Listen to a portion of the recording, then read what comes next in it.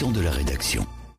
On démarre donc votre édition de la rédaction en compagnie de nos invités aujourd'hui. Michel Sermac et Delphine Houba, auteurs du livre « Partageons le temps de travail en Belgique », publié chez Couleur Livre. Delphine Houba, Michel Sermac, bonjour. Alors Michel Sermac, on a l'habitude de vous rencontrer sous la casquette du CNCD 11-11-11, mais aujourd'hui vous représentez le collectif Roosevelt.be. Peut-être un mot brièvement à propos de ce collectif pour commencer.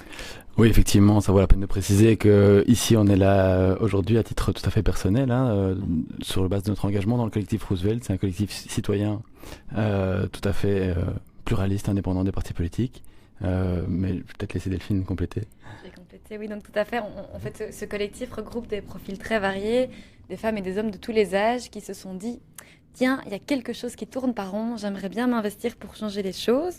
Et donc ces gens font ça sur leur temps libre, bénévolement, comme quoi il y a des citoyens qui se bougent, il ne faut pas désespérer là-dessus. Et donc on se retrouve autour de 15 propositions qui portent le message qu'on peut s'en sortir et qu'il existe une alternative à l'austérité. Et donc parmi ces 15 mesures qui vont du logement à l'économie sociale, à l'encadrement des banques, une porte également sur le partage du temps de travail.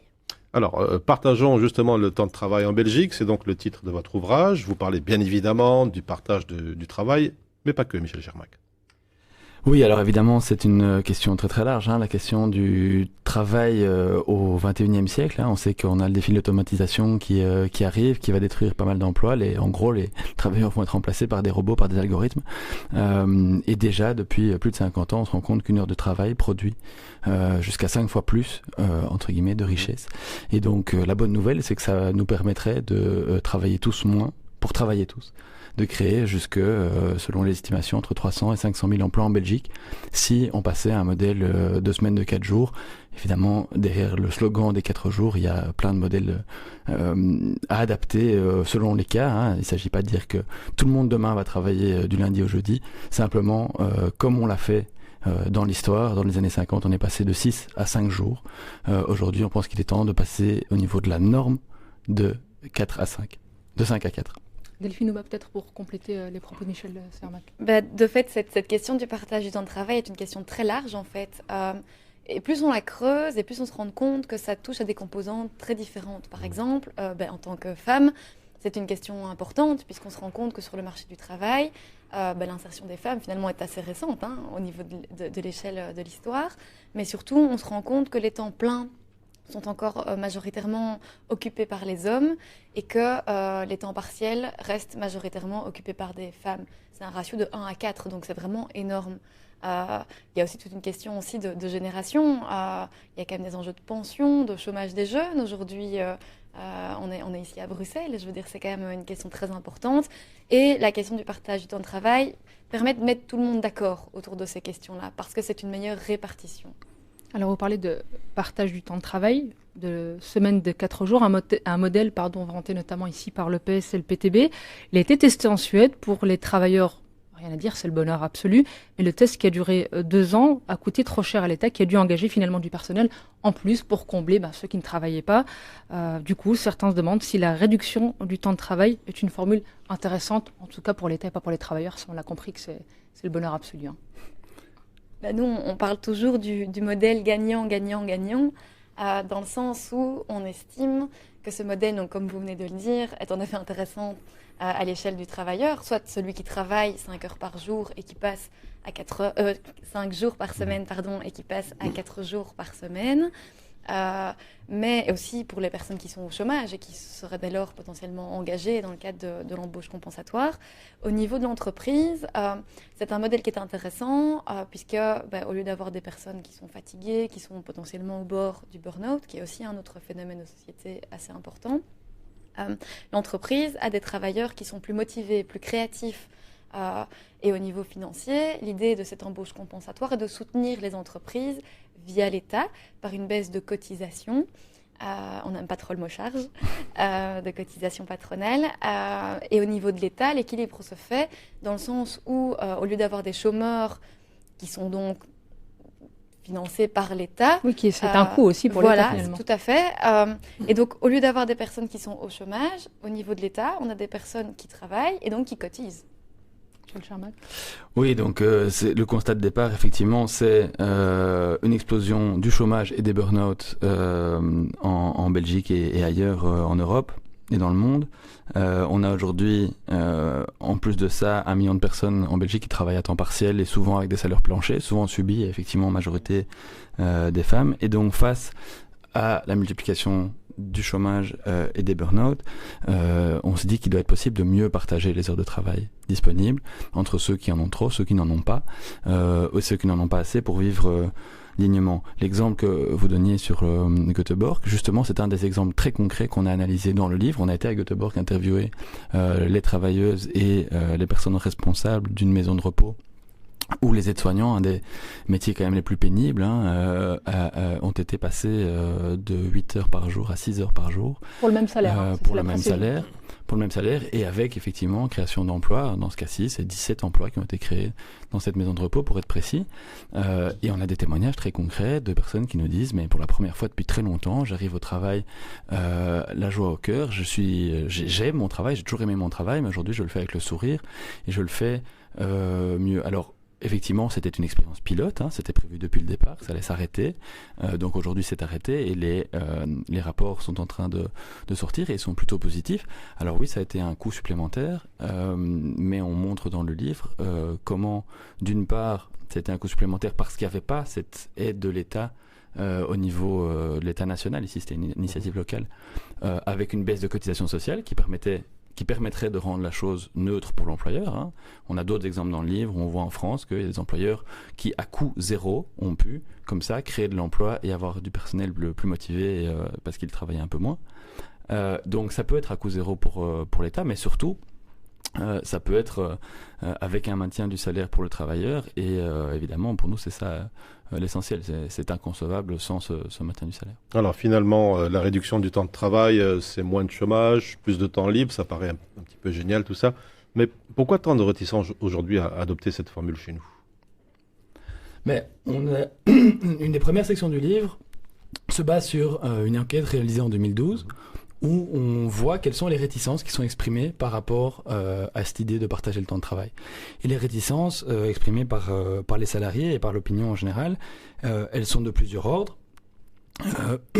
La première chose, évidemment, on n'imagine pas qu'on puisse travailler moins et gagner la même chose. Pourtant, c'est ce qu'on a fait au début du siècle dernier, quand on est passé de la journée de 12, parfois 14 heures de travail à la journée de 8 heures.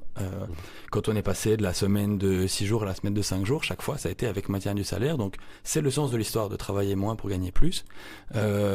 Et aujourd'hui, évidemment, c'est pas parce qu'on l'a toujours fait que c'est un argument suffisant pour continuer à le faire, mais juste pour démontrer que c'est tout à fait possible.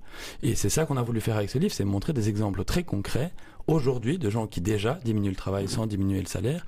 Et je pense que simplement, il faut contrer un discours qui a pris beaucoup de place ces dernières années, qui essaie de nous faire croire que c'est impossible, qui malheureusement a convaincu beaucoup de gens. Il faut simplement montrer avec des exemples concrets que oui, c'est possible et d'ailleurs, c'est déjà en route. Delphine Houba, une précision peut-être ? Oui, merci. On se rend compte aussi que dans le discours, il y a une certaine hégémonie sur la question du travail, qui est parfois un peu tabou en elle-même. Aujourd'hui, être au chômage et dire je n'ai pas de travail, c'est quelque chose qui est vécu très difficilement. Je veux dire, socialement, c'est pas toujours évident à porter et à assumer. Et ici, c'était justement ça qu'on voulait démontrer aussi à travers ce livre, c'était d'aller à la rencontre de gens qui l'avaient fait. C'est pas une utopie, on nous explique la semaine de 4 jours, ça coûte cher, etc. Oui, mais attendez, c'est pas un plan sur la comète, ça existe déjà. Il y a déjà, et les cas dans le livre l'illustrent, en Belgique, en France, en Suède et en Allemagne, plusieurs expériences qui démontrent, et même depuis parfois 20 ans, que c'est tout à fait possible. Et donc l'idée était d'aller à la rencontre de ces gens et de parler de cette question sans tabou.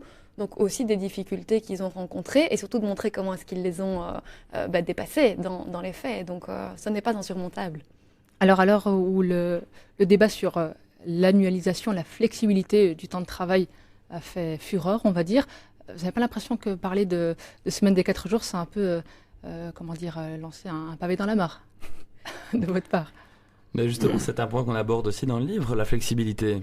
La flexibilité, ça peut vouloir dire beaucoup de choses. Alors, il y a la flexibilité telle qu'effectivement, elle est aujourd'hui d'être hégémonique. La flexibilité imposée aux travailleurs sans aucune possibilité de concertation. Et puis, dans le livre, on montre par exemple l'exemple d'Auto5, une entreprise en Belgique bien connue, qui est en train de passer progressivement à une semaine de 36 heures avec des modalités 4 jours et demi à adapter. Et ça, c'était une réponse des travailleurs à la demande de flexibilisation de l'employeur. L'employeur considérait simplement que on est un magasin, on a intérêt à être ouvert au moment où les clients sont là, donc en fin de journée, le week-end, etc. Et pour aménager la flexibilité des heures de travail, les travailleurs ont dit d'accord, on peut être plus flexible, mais on veut une contrepartie. La contrepartie, ça a été la baisse du temps de travail. Et on voit, c'est un exemple parmi d'autres dans le livre, on voit que la performance financière, la performance économique de l'entreprise s'améliore, que le chiffre d'affaires a augmenté depuis le lancement de cette expérience qui maintenant va se généraliser à tous leurs magasins. Et donc, performance économique et progrès social ici vont main dans la main. Alors dans votre livre, on parle donc de semaines de 4 jours, mais également, vous l'avez évoqué, de burn-out. On a un peu l'impression que les deux sont quelque part liés, c'est assez logique d'ailleurs. C'est pour ça qu'on a fait peut-être un long titre, mais dont l'objectif était de parler à tout le monde. Donc partageons le temps de travail entre chômage et burn-out, mode d'emploi pour la semaine de 4 jours en Belgique. Parce que justement, c'est une manière dont on présente souvent les choses, parce que le partage du temps de travail, qu'on désigne aussi par le terme de réduction collective du temps de travail, voilà, c'est pas forcément une question qui est évidente pour tout le monde. Et c'est une manière assez facile de l'illustrer, c'est de dire... dans les gens autour de vous, ou même peut-être vous-même, vous travaillez, vous n'en pouvez plus, vous êtes le nez dans le guidon, vous courez comme une poule sans tête. Et d'un autre côté, il y a un autre problème de société où on voit que beaucoup de personnes cherchent du travail. Et donc c'est vraiment comment combiner ces deux phénomènes et essayer d'y trouver une réponse. Alors on ne prétend pas que c'est la seule et unique solution. Ce n'est pas la solution à tout. Donc voilà, il faut être aussi très, très, très modeste par rapport à cette proposition. Mais aujourd'hui, dans le débat politique, dans l'idée de lutter contre le burn-out, de lutter contre le chômage, de permettre aux jeunes aussi de trouver de l'emploi, on trouve que c'est une chouette manière de créer de l'emploi et de répondre à ces enjeux de société. Alors on a l'impression aussi que vous livrez quelque part un manuel de bonnes pratiques, un guide pour savoir ce qu'il faut faire et ne pas faire vis-à-vis des travailleurs. Alors un rappel à destination de quel public? Les grands patrons, le gouvernement, l'ONEM? Question, Michel Sermac. Mais je pense que tous les publics peuvent s'y retrouver. Effectivement, on a donné la parole dans ce livre à des travailleurs, à des patrons novateurs, à des représentants syndicaux qui ont chacun joué des rôles très concrets sur la mise en place de réduction du temps de travail dans divers lieux. Et on pense que chacun de ces acteurs va pouvoir parler aussi à d'autres patrons, à d'autres travailleurs, à d'autres syndicalistes, à des acteurs politiques certainement. Vous citez tout à l'heure 2 partis politiques qui se sont emparés de la question. Ils ne sont pas les seuls, il y en a d'autres. Et puis il y a des partis qui ont l'air aujourd'hui un peu plus réticents sur le thème. Ce qu'on a fait, c'est la première chose qu'on a fait quand on a eu les premiers exemplaires du livre en main, c'est qu'on a envoyé des propositions à tous les partis politiques en Belgique pour aller présenter le livre chez eux, avoir un débat sur des bases concrètes, sur des bases factuelles, avec des chiffres, avec des exemples, pour bien montrer de nouveau que c'est pas une utopie, c'est pas quelque chose de complètement impensable, mais c'est quelque chose de concret, c'est une réalité qui est en train de s'installer, de se développer. Ce qu'on voit dans le livre, on a fait un petit historique de l'évolution du temps de travail depuis un siècle et demi. Ce qu'on voit, c'est que chaque fois, la journée de 8 heures, la semaine de 5 jours, c'est des choses qui ont mis 20, 30 ans à se mettre en place entre les premières expériences, les premières entreprises où les travailleurs exigent, où des patrons novateurs mettent en place des réductions de temps de travail. Et puis, 30 ans, 20 ans, 30 ans plus tard, la loi arrive pour généraliser la pratique à l'ensemble de la société. Aujourd'hui, ce processus-là, pour la semaine de 4 jours, il est déjà en route. On est dans les premières étapes, dans les premières expérimentations. Et ce qu'on veut faire avec ce livre, c'est simplement accélérer le mouvement, multiplier les expériences pour montrer que très concrètement, c'est possible. Alors, vous avez présenté votre ouvrage hier, lors de la traditionnelle fête du 1er mai. Vous étiez sur la place Roupe avec tous les chanteurs. Je ne sais pas si le grand Jojo était là, mais en tout cas, vous étiez là. Une date symbolique, le 1er mai, qui, je suppose, n'a pas été choisi au hasard. Peut-être Delphine Houba. Oui, en effet... On est grillé, ce n'était pas un hasard. Il y a en effet une question historique qui est traitée traditionnellement le 1er mai, qui est la fête du travail, mais commémore aussi des combats qui ont parfois fini dans le sang. Hein. Je veux dire, il y a eu des combats à Chicago au 19e siècle, hein, donc c'est pas hier. Et cette question du partage du temps de travail n'est pas une question neuve, hein, comme Michel Sermac l'a expliqué tout à l'heure. Donc oui, c'était un moment qui nous semblait important. C'était une accroche incontournable pour ce livre, puisqu'il est évidemment en lien direct avec la question du travail. Juste deux exemples. Le 1er mai 1886, la grève générale aux États-Unis exigeait la journée de 8 heures. De nouveau, ça a mis 20 ans pour que ça devienne la loi et que ça se généralise. Le 1er mai 1936, en France, les travailleurs exigent la semaine de 40 heures. Là aussi, il a été instauré peu après. Très modestement, on espère que le 1er mai 2017, on arrive à contribuer à relancer le débat pour la semaine de 4 jours. Le temps passe très très vite. Peut-être avant de quitter le mot de la fin, pourquoi par exemple faut-il lire Partageons le temps de travail, Michel Sermac? Simplement pour sortir des tabous et du débat abstrait, pour entrer dans le concret, se rendre compte que le débat aujourd'hui, c'est plus est-ce qu'il faut ou est-ce qu'il ne faut pas partager le temps de travail, mais comment le faire. Il y a un partage aujourd'hui de facto entre ceux qui n'ont pas de travail et ceux qui en ont trop. On propose que ce partage soit rééquilibré, soit plus juste. Et toutes les informations sur le livre peuvent être retrouvées sur le site dutravailpourtous.be, puisque ce n'est pas que un livre. L'idée, c'est évidemment que ce partage d'expérience continue. Un mot peut-être, Delphine? Oui, merci. Pour faire ce partage dès que possible, on voudrait inviter tous les auditeurs qui nous écoutent à participer à l'afterwork de présentation du livre qui aura lieu le jeudi 11 mai à 17h30 à Mundo Bay, donc à Bruxelles, dans le quartier de la Porte de Namur. Pas de panique pour ceux qui n'ont pas de quoi noter. Toutes les informations peuvent être retrouvées sur le site www.dutravailpourtous.be. Delphine Houba, Michel Sermac pour le collectif Roosevelt.be, auteur du livre Partageons le temps de travail, publié chez Couleur Livre. Merci d'avoir accepté l'invitation d'Arabelle. Merci beaucoup à vous. Merci à vous. Et c'est ainsi que l'on referme cette édition de la rédaction. Merci pour votre fidélité. Un excellent appétit si vous êtes à table. Elio du Repos, bonjour. Bonjour. Yann Yambon, merci beaucoup pour votre éclairage. Je rappelle que vous êtes le ministre de l'Intérieur. Merci encore. Merci. Bichara Kader, merci d'avoir répondu aux questions d'Arabelle. Avec plaisir. Laila Chaïd, je vous remercie. Merci à vous. Merci beaucoup Maggie de Bloc. Avec plaisir. Raphaël Lugy, bonjour. Bonjour. Philippe Ouro, bonjour. Bonjour. François Berga, bonjour. Bonjour. Alain Grèche, bonjour. Bonjour. Marcel Sel, bonsoir. Bonsoir. Zakia Katabi, bonjour. Bonjour. Retrouvez-nous chaque jour dès midi sur Arabelle pour votre édition de la rédaction.